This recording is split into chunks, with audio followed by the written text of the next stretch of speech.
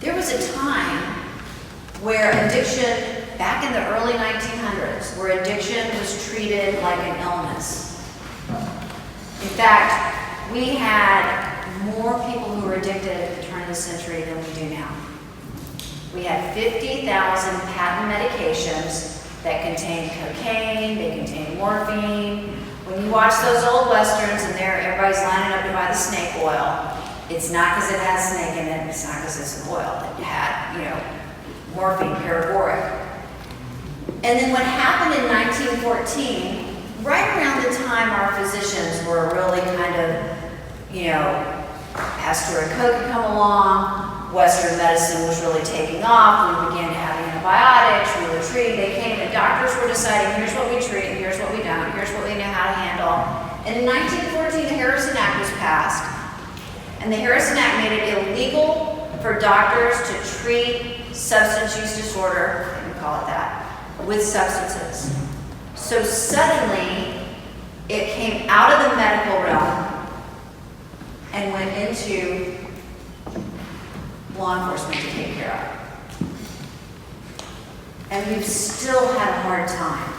We've still had a hard time getting it back into that medical place, even though it was 1956 when the American Medical Association came back and said, yes, it is an illness. Which makes me wonder again, then have we not done a good job to help educate the community on what it is? What does it look like? Have we not done a good job of coming in and saying, here are the signs and symptoms. We know the signs and symptoms. We know who's at risk. We don't go in and target those children. We don't go in and say you're at risk, here's what we can do to help. In fact, we still keep it, this stigmatized, I don't want to talk about it, it's not going to happen to me. So we've not done a good job of coming in, educating, helping people understand what does it look like? What are the signs and symptoms? Why is it an illness? In fact, we've made it sort of a disgrace to have it. So it makes me also sit back and say, maybe it's the stigma then. Maybe the stigma is holding us hostage itself too. Are we not embracing the fact that this is a disease? Because if we really came in and embraced that, we wouldn't stigmatize it so much.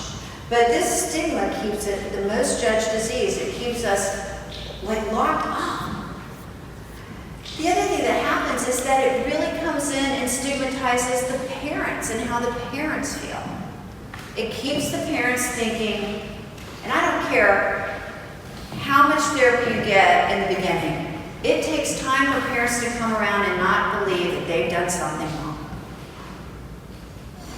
Because none of us are perfect parents. We've all done stuff wrong. And yet, this illness can happen to anyone.